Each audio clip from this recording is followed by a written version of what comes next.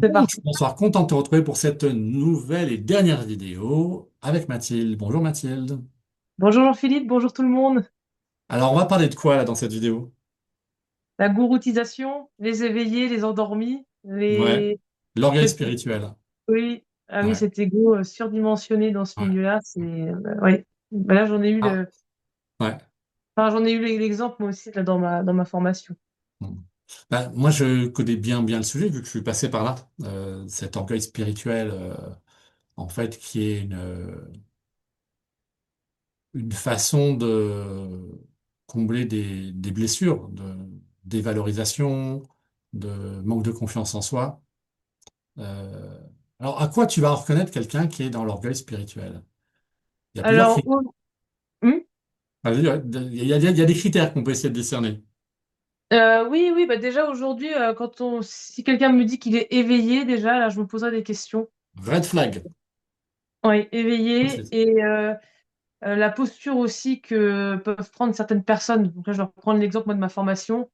Quand on te parle de laisser faire le processus d'univers, de parce que pour en fait enfin, avec le milieu de la formation, donc pas que de la naturo en général, celui qui incite l'autre à le faire ne prend pas en compte. Donc déjà, on en a parlé de la santé de la personne en face, mais tout son contexte en fait familial, économique. Et il y a des gens qui mettent en péril leur vie de famille, enfin plein de choses pour suivre une formation. Donc forcément, ça crée des conflits. Mais l'autre en face dira, c'est normal qu'il y ait friction. Enfin bref, tout ce truc-là, il faut laisser faire le processus, faut laisser faire l'univers. On est une famille, t'inquiète pas. Enfin bref, voilà, ce genre de termes. Et donc ça, ce sont de gros red flags parce que c'est Donc, pas parce donc, que donc, l'habitude, la famille, comment, ouais, mais voilà, t'as ta famille biologique et t'as ta famille d'âme. Tu fais partie d'une famille d'âme oui, maintenant et on est tous dans une ambiance fraternelle, hein, on est tous frères et sœurs. Moi, c'est je dis ça. souvent, après coup, après être sorti du Sénato, la fraternité, ça s'arrête là où le business commence. C'est tellement vrai. T'as payé 15 000 balles à un mec et il te dit, ouais, on est frères. Bah putain, ouais, à 15 000 balles, ouais, C'est c'est un sacré lien là. vaut mieux, quoi. C'est un sacré lien. Ouais. Et c'est un lien qui va que dans un sens, en fait. Tu vois. Par contre, c'est toujours dans un sens unique. Ouais. C'est ça, exactement. Et c'est vrai que je suis désolé de dire ça, j'aimerais dire autrement, mais oui, il y a des processus sectaires dans le monde de la naturo. Alors là, je vais me faire défoncer oui, la naturopathie, c'est pas une secte, etc. Mais oui, il y a des problèmes, oui, il y a eu des problèmes, et oui, il y a toujours des problèmes. Oui, il y a de l'abus de pouvoir, oui, il y a un phénomène de gouroutisation, oui, il y a de l'orgueil spirituel avec des inflations d'ego monstrueux. Alors, les signes, moi, que j'ai observés, et tu vas me dire si tu en vois d'autres, c'est comment ça résonne, c'est déjà les gens qui ont besoin d'être ostentatoires dans leur posture. Oui, La manière de s'habiller, par exemple, la personne qui va tout le temps s'habiller que en blanc parce que c'est de la couleur de la lumière et que, voilà, avec un gros cristal, tu vois, avec, je sais pas, une petite plume d'Indien ici, tu vois, quelqu'un qui a un déguisement, en fait. Tu le vois, tu te dis, mais il sort, il y a un bal masqué, il y a une soirée costumée, c'est Mardi Gras. Et moi, j'en ai vu énormément en 15 ans de salon bio, des gens comme ça, ils sortaient sur les salons bio et c'était waouh. Donc déjà, t'as la tenue vestimentaire. oui, c'est vrai que les salons bio, j'en ai pas fait beaucoup, hein, mais alors le si peu, c'est alors là pour trouver Des effectivement des spécialistes. dérives sectaires, c'est Ouais, l'idéal. Hein. Mhm. ouais. Après, il y a la façon de se positionner. C'est souvent, en fait, on retrouve des positionnements très guindés. Tu sens que la personne, elle est dans le contrôle de tout ce qu'elle va dire. Il n'y a plus de spontanéité. Et elle va toujours être dans une posture, une façon de parler, tu vois, très. Tu sens qu'elle est, tu vois, que la personne est en contrôle permanent et qu'il n'y a plus de spontanéité. Mhm. Ça, je l'ai beaucoup vu. Et puis, il y a une sorte de complexe de supériorité aussi, où, pardon, cela, un peu comme le roi Soleil, tu vois, qui va pas parler aux gueux, quoi, tu vois. Oui, Voilà. Et ça, on le retrouve dans les cours, hein, chez certains. Et puis, souvent, ces gens-là, ils ont une petite cour autour d'eux. Je sais pas si tu as vu ça dans les cours en présentiel. si, si, si. Et à la pause, ils sont toujours entourés, ils ont leur petit fan club. Et à midi, parce que quand tu es en présentiel, tu vas manger au resto, ils ont toujours un petit groupe qui est privilégié, qui vient manger avec eux. Mm. Donc, tu as, Oui, les élus, tu vois, qui font partie du premier cercle, voilà, et puis les autres. Je sais pas si tu oui. as vécu ça. Alors, ça, je l'ai pas vécu, mais j'ai déjà vu ça. Je l'ai observé, oui. Tu l'as observé, hein. Donc ça, si tu vois ces signes-là chez un de tes formateurs, tu penses à Forrest Gump. Tu cours! Tu ne te retournes pas, tu cours! C'est que tu es face à quelqu'un qui est dans l'orgueil spirituel. Et moi, Ouais. c'est pareil, tu vois, ce que j'avais observé, c'était très surprenant. Pareil, je me souviens d'un prof que j'avais en technique manuelle, qui était beaucoup comme ça dans cette posture. Et donc, il y avait forcément des démonstrations sur les massages. Et je ne sais pas comment ça se fait, par le plus grand des hasards, systématiquement, on était quand même nombreux, on était une quarantaine, pour faire des démonstrations.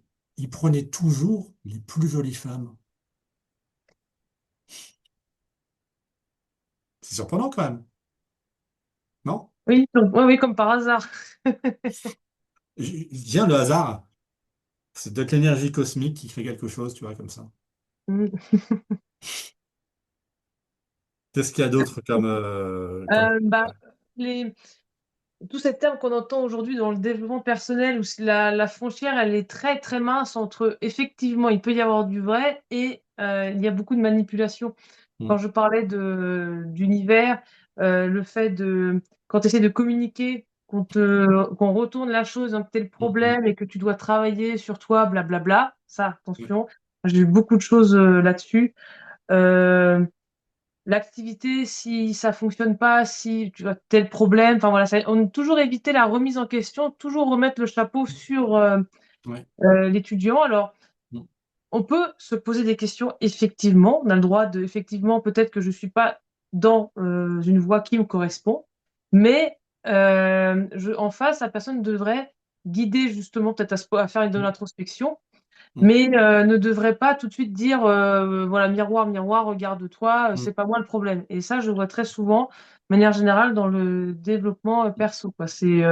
ouais, Ce truc de effet miroir, de tu projettes, d'accord, mais ça évite aussi chez l'autre d'aller voir ce qui ne va pas. Et ça, c'est hmm, problématique. hmm. C'est-à-dire que dans le processus de gouroutisation, il y a vraiment cette posture de la personne qui se place qui prend une position de mentor, de sachant, de gourou, et qui systématiquement va toujours rester dans cette position-là, et sans donner vraiment des outils, ou sans vraiment venir accompagner l'autre. Tu vois, dans la notion de relation d'aide, on doit arriver avec la personne et lui tendre la main, ou lui poser la main, l'écouter et lui permettre d'avancer, enfin, l'accompagner en fait. La notion d'accompagnement. Quand la personne elle reste sur son piédestal, elle accompagne pas en fait. Non, Et c'est là ils vont dire qu'il faut inspirer. Alors souvent, pareil, tu as dit dans les mots les gens qui se disent éveillés. Tu as les gens aussi qui vont dire voilà, je suis inspirant. oui, oui, inspire, oui, oui, c'est ça. Oui. Ça se décrète pas d'être inspirant. Non, On est inspirant parce qu'on est inspiré par quelque chose de plus profond. Mais c'est c'est pas, ça. je vais pas dire je suis inspirant, mais quel orgueil. C'est pas à moi de dire si je suis inspirant ou si je suis inspirant, bah, en fait, je le fais pas exprès. C'est que je suis inspiré. C'est vrai, oui, Si je suis complètement. inspiré, c'est que je suis connecté à quelque chose, il y a quelque chose qui se passe en moi, tu vois, qui circule et ça crée quelque chose. Totalement. Bah oui, c'est la passion, c'est la foi, c'est ça qui rend inspirant. Mais c'est pas, effectivement, on se décrète pas inspirant. Et Mm, par rapport à ça aussi, avec les formations, c'est quand on te dit d'écouter ce qui t'anime, tout ça. Alors, d'accord, mais certains vont se mettre en difficulté pour suivre ce qui les anime, alors que c'est pas forcément ça. mm, Mais l'autre a tellement cette posture enfin, qui doit être magnétique. Enfin, et voilà, tu mm, vois, mm. il arrive à embrigader la personne, donc la personne va se mettre en difficulté pour suivre ce qui soi-disant l'anime. Sauf qu'il n'y a Mm. eu aucune introspection de fait, il n'y a rien, c'est juste, ah, ça t'anime, bah viens, c'est Ouais. super, c'est la vie qui te mène ici, blablabla. Et à côté de ça, la personne, elle vit un chaos pas possible, Mm, entre divorce, enfin plein plein de trucs, mm. mais tout est juste, c'est ok, c'est parce que Ouais. je suis animée, je suis éveillée, l'autre est Ça. un abruti fini qui dort, et donc Ouais. voilà, on doit changer. Donc il peut effectivement parfois avoir des changements dans la vie, on peut ne plus être sur une même longueur d'onde, on peut, en fait c'est ça qui est très très difficile à cerner parce qu'il peut y avoir il y a une part de vrai et une part de manipulation là, Mm. dans ces discours-là. Ouais, Elle est là la difficulté ouais. et par Et rapport la, à la la... frontière est ténue, hein. Ah oui, oui, non, mais c'est très difficile. Et aussi, pour maintenir quelqu'un sous cette emprise-là, il y a le teasing. Moi, ça, je l'ai vécu. C'est-à-dire Mm. qu'on sait que ce sont des promesses en l'air. Mais le teasing est digne de Netflix. Il est tellement fort, tellement qu'on a envie d'y croire parce qu'il y a la vision, parce Mm. qu'il y a le projet, parce que bref, tout ça. Et donc on reste. Alors qu'on sait qu'il n'y aura rien au bout, hein. C'est vraiment la nature tend la Mm. carotte, hein. On sait qu'il n'y a rien au bout, mais on reste, on continue. Et après, bah, c'est la désillusion parce qu'on se dit, ouais, bah, de toute façon, il ne s'est rien passé. Mais on le sait, mais on reste quand même parce il y a un teasing, il y a une manière de faire Ouais. qui fait que la personne arrive à garder une centaine d'élèves sous sa coupe le temps que le projet se fasse, quoi, le temps de rembourser sûrement, ou de, voilà, hein, le temps de gagner l'argent dont la personne a besoin. T'as Et dit un mot, Mathilde, qui résonne particulièrement, c'est sous sa coupe. oui, ouais, oui, oui, bah c'est ça, hein, Et, c'est et d'emprise, hein. ça, c'est vraiment une caractéristique des processus de groupisation sectaire. C'est quand on va commencer à te dire, bah, sur les réseaux sociaux, ça serait bien que tu viennes commenter mes posts, que tu viennes faire ceci, que tu viennes faire cela. Moi, personnellement, tu vois, j'ai mes anciens élèves que j'ai formés en réflexo, euh, ils font ce qu'ils veulent. C'est-à-dire que ils commentent. Tu vois, je suis pas dans l'attente de. Enfin, je me verrais pas dire, ouais, ça serait bien que vous faisiez ceci, vous faisiez cela. Je trouve qu'on touche à l'éthique, en fait. Mm. Et l'éthique, c'est vraiment l'équilibre. Le fond derrière, c'est le manque d'éthique, en fait. Complètement. Bah oui, parce que même moi, je vois avec mes... Parce que ça, je vois aussi chez les naturopathes. Moi, les gens me mettent un avis s'ils le veulent. Je vois encore hier, bah, j'ai une cliente qui m'a dit qu'elle aimerait qu'on fasse une vidéo où justement elle explique en fait ce que l'accompagnement lui a apporté. Bon, je dis bah merci, enfin tu vois, ça vient d'elle-même. Et je le remarque beaucoup aussi chez les naturopathes, demandent aux gens de réagir à chaud.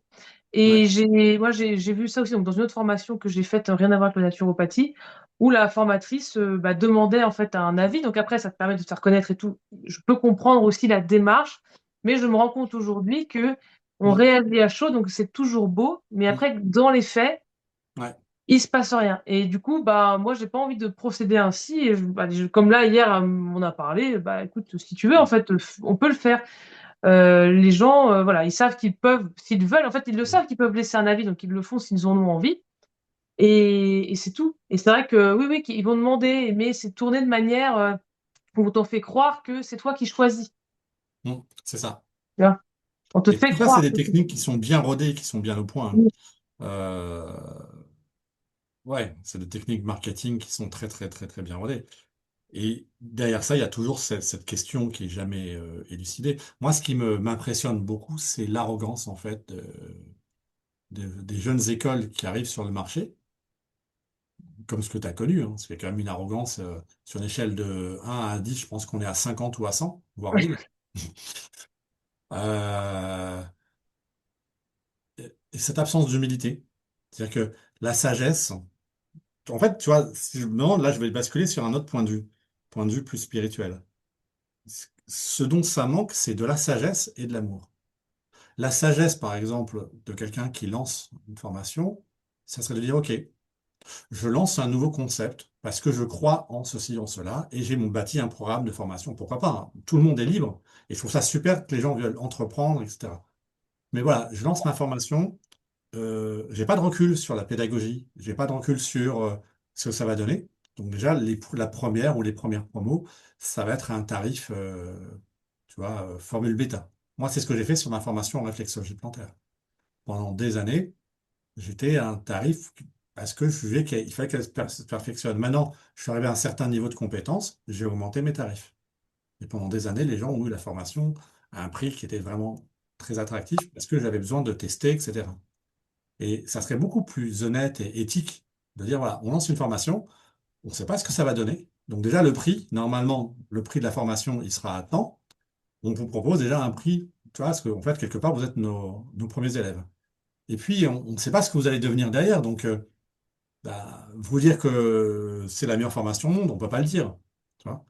Et C'est déjà, ça. d'entrée de jeu, il n'y a pas l'attitude de sagesse, et de cette sagesse découle une éthique.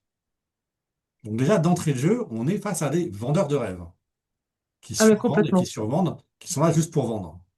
Des vendeurs, limite, vaut mieux vendre des compléments alimentaires. Certaines personnes auraient mieux fait de rester à vendre des compléments alimentaires sur les salons, parfois de manière un peu abusive, mais c'est moins impliquant pour les gens, tu vois, parce que les conséquences. Et puis après, il y a la question d'amour, l'amour du cœur, c'est-à-dire que la relation d'aide. Euh, Humainement, d'accompagner vraiment les apprenants sur un chemin pour cheminer, pas juste leur balancer plein d'informations intellectuelles pour une vraie transformation. Et en réalité, c'est que tu n'as pas de transformation dans ces formations. C'est du bourrage de crâne. Il y a trop de monde. On peut pas. Moi, je vois en réflexo, je fais des groupes maximum de 10 personnes. Et encore, quand j'ai 10 personnes en stage, je sais que c'est un gros groupe. Ah, c'est beaucoup, hein, oui. Bah oui, oui. Là, il brasse. Là, on est enfin plus de 100 quoi, à rentrer dans les Tu peux pas écoles, c'est ça? tu peux pas accompagner les gens. C'est Non. impossible. Même si Mais tu non, fais mais des ils n'ont sous jamais groupes. accompagné non plus. Beaucoup Comment? n'ont jamais accompagné. Donc, en fait, Oui. ils peuvent pas comprendre l'importance d'avoir un petit groupe puisqu'ils savent Eh ben pas ce que non. c'est. Moi, je vois en technique manuelle, maximum, je prends 10 personnes dans mes stages de réflexion. Là, cet été, on est 8. Je suis content, c'est bien. Mm. 10, je sais que déjà, ça, je suis dans mes limites, tu vois, de l'accompagnement. Oui.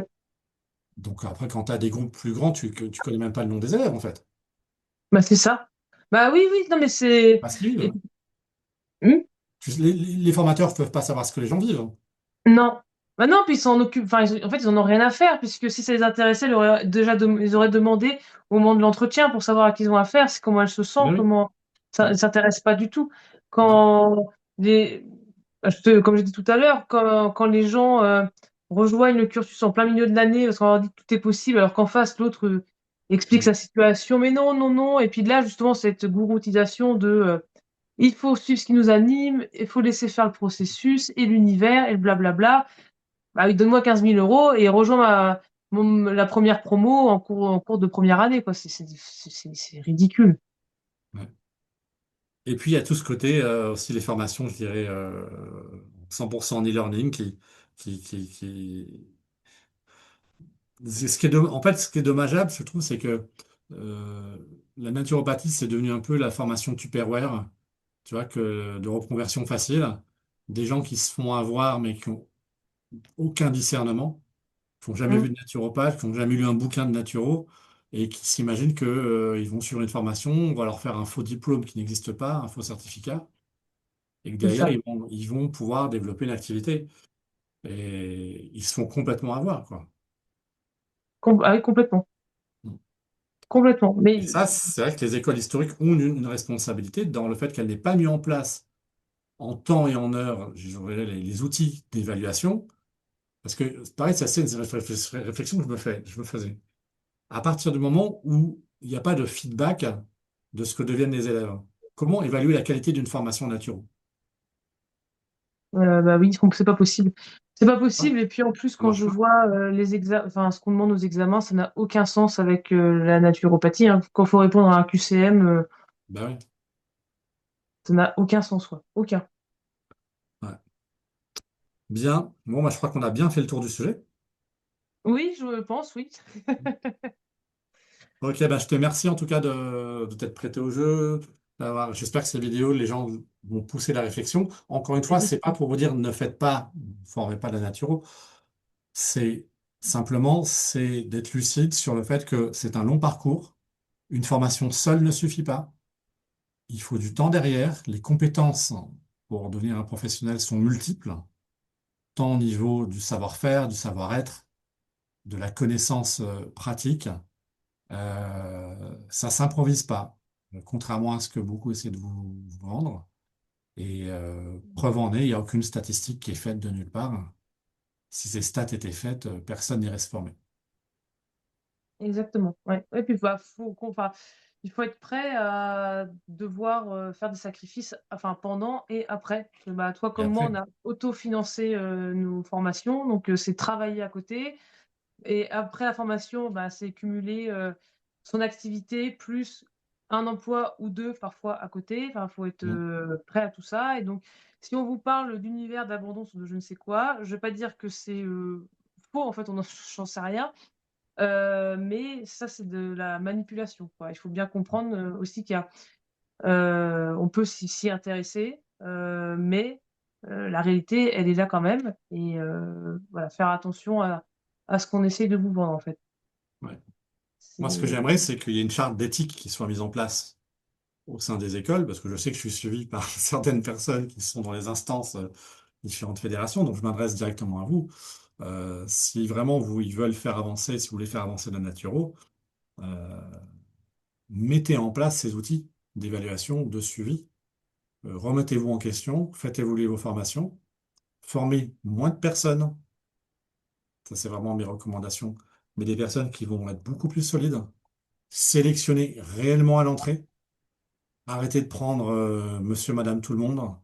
Changez votre modèle économique. Le problème, c'est que vous vivez très grassement pour nombre d'entre vous sur le dos des élèves, en fait. Donc peut-être qu'il faudrait penser à développer votre activité en cabinet, parce que la plupart des directeurs d'école n'ont plus d'activité en cabinet. Diminuer votre niveau de vie, parce que de toute façon, on a une crise économique qui arrive. Donc c'est fini les voyages à droite à gauche.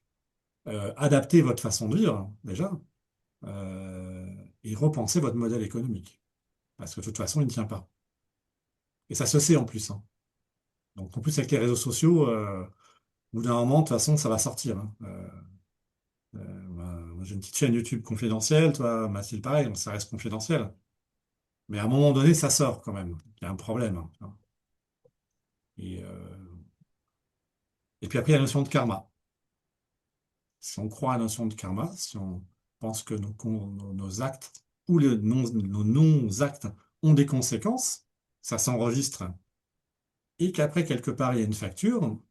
Je suis pas sûr que ça soit la meilleure des stratégies d'un point de vue karmique que de continuer à faire preuve de si peu d'éthique envers les personnes à qui on vend des formations très chères, tout en sachant que derrière, c'est juste pour être vendu. Voilà. Mm. Mm. Un mot de la fin, Delphine? Mathilde, pardon, je fatigue. Delphine, Mathilde, je commence à être fatigué là. Bah, de faire de l'introspection avant de se lancer. Ouais. De faire le point sur ce qu'on veut vraiment quand on est dans une période où ça va pas. Oui, de prendre le temps de Ouais. clarifier sa pensée avant de se Mm, lancer dans une formation et mm, vraiment faire preuve de discernement et mm, ne mm. pas croire qu'il y a une solution rapide et Voilà. facile. Ouais. Alors Mathilde, je crois que tu proposes un accompagnement là-dessus. Moi, je propose Oui, pour aussi faire de un... l'introspection, bah, Voilà. en fait, dans le groupe, j'ai créé un groupe Discord où j'ai mis à disposition un questionnaire d'introspection. Donc, ça peut être justement le Mm, début du travail mm. pour ceux que ça intéresse.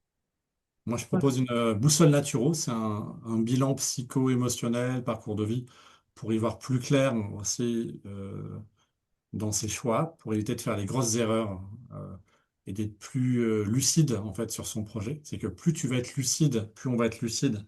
Moi, c'est ce que j'aurais aimé aussi hein, qu'on me présente avant de me lancer.